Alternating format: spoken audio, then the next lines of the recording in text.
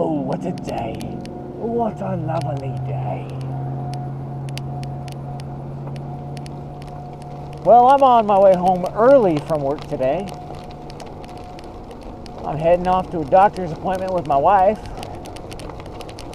We're still trying to figure out what is wrong with her. Right now there's just tons of tests that they've run with no conclusive signs of anything in particular. But yeah, that's ultimately very frustrating. And to cap it all off, I got a phone call from my doctor today that I'm being referred to a specialist because I've got an elevated bilirubin level that I've had now for a couple of years, and it's gotten to the point now that they want to check to make sure something serious isn't wrong. And unfortunately, I happen to have a family history of some medical problems that can be associated with high bilirubin levels.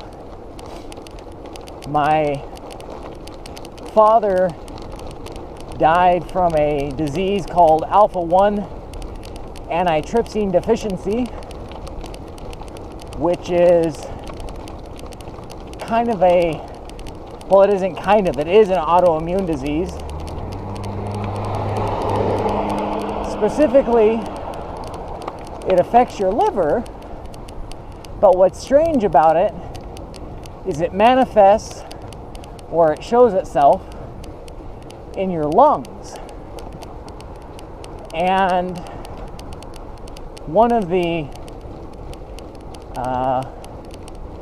things about this autoimmune disease is it changes, from what I understand, it changes the structure of your liver. And there's I'm going to call it an enzyme, but I don't believe it's an enzyme, that your liver produces called alpha-1 antitrypsin. And what alpha-1 antitrypsin is used for in your body is it helps to coat your lungs in this protective layer that defends your lungs against foreign contaminants and things that normally would do your lungs harm. For instance, dust, smoke, chemicals, things like that. So, in my dad's case, he was for years misdiagnosed, having been a smoker and someone who was exposed to chemicals over in Vietnam. They believed that his symptoms were just the result of those outside factors. And years down the road, when he was kind of on death's door, they tested, some doctor decided to run some tests on him and said, your symptoms match this genetic disorder that we know of. And sure enough, he had it. So while he was a smoker and he was exposed to chemicals over in Vietnam, that was all just amplification to his genetic disorder of being not able to properly fight off the chemicals and whatnot that your lungs can normally kind of deal with. Smoking's bad, but if you've got alpha-1 antitrypsin disorder or deficiency, smoking will kill you. Period. no ifs, ands, or buts about it. You are guaranteed, if you're a smoker and you have alpha-1, you will get lung disease. There's no way to guard against it. Now, a side problem that they discovered is because the antitrypsin, which is normally released into your body to go into your lungs, to go and help your lungs be protected,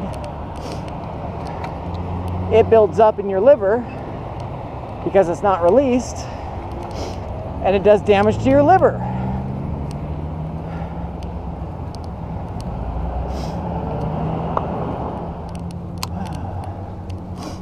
So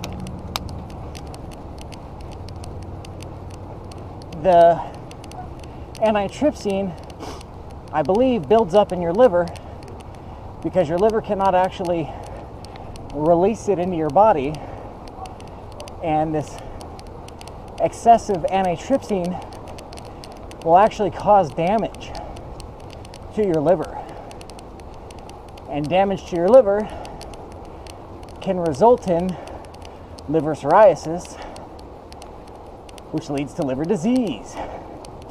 Now, when I was a young man, it was the common belief the carriers of alpha-1 didn't pose, or there was no posed risk to their health from alpha-1. This is back in the early mid-90s that I was tested for it, and it was deemed that I was in fact a carrier but not subject to the disease.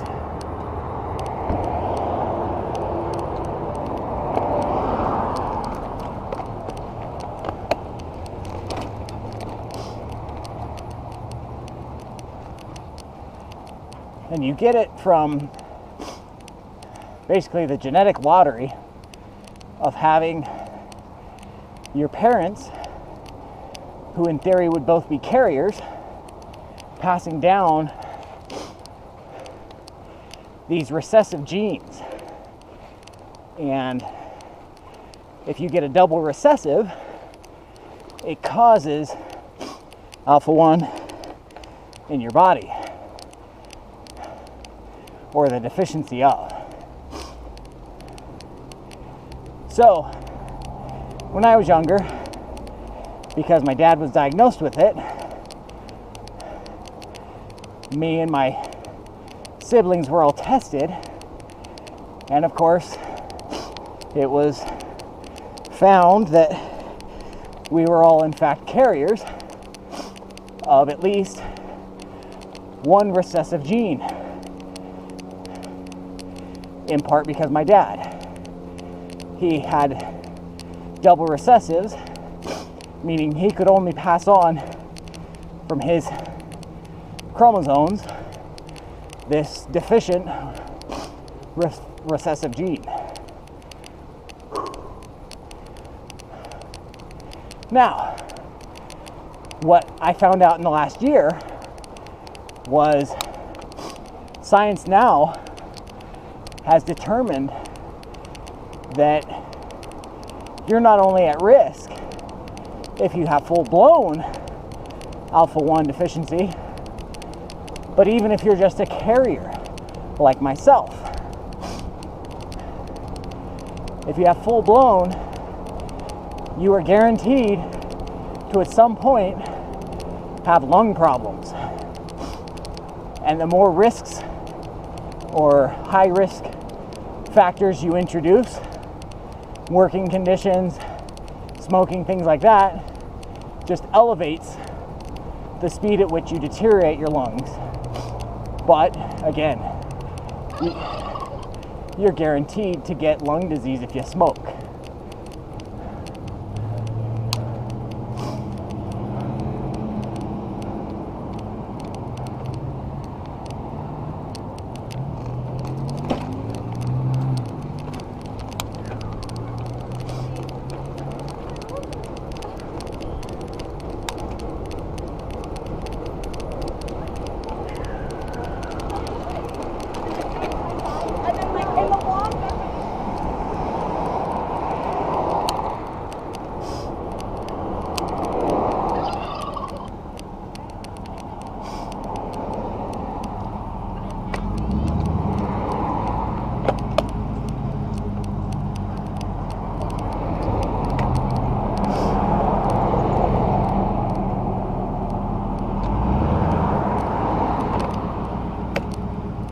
So being a carrier, what they found now is that you have a reduced amount of alpha-1 antitrypsin that your body produces, because you have basically half as effective a creation, or the ability to create it, meaning that you have increased chances or risks of developing lung disease or liver cirrhosis, again based on your environmental impacts, so smoking, drinking, things like that.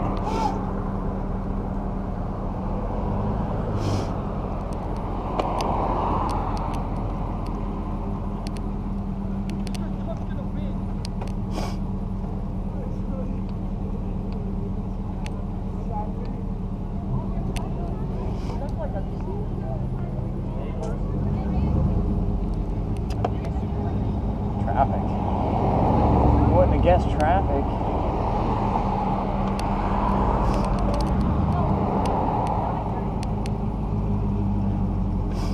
So again, increased chances now because I am a carrier. I'm kind of losing my train of thought, but what I got the call today was my levels of bilirubin are elevated, which are signs of liver disease or liver damage.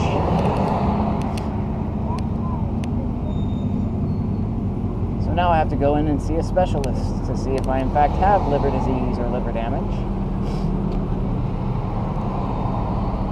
So adding all this on top of my wife's current medical conditions is simply elevating my stress.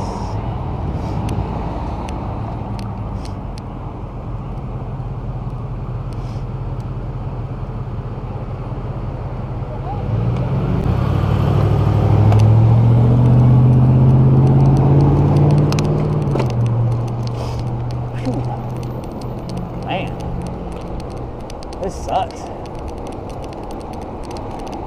All these kids going home from school.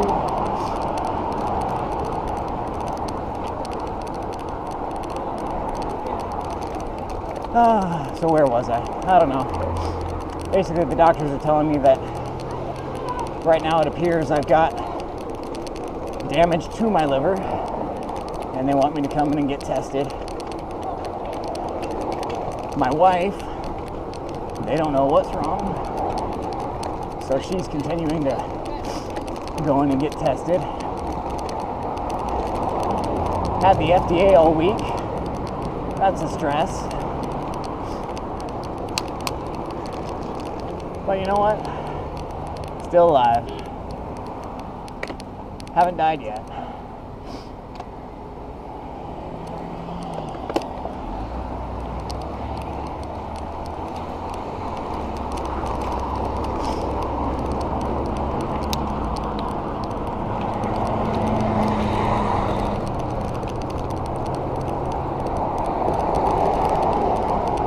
Anyway, guys, hope you're all having a much better day and week than I am. Again, I'm not complaining. Just another adventure to go on. Take care, and I'll catch you next time. Bye.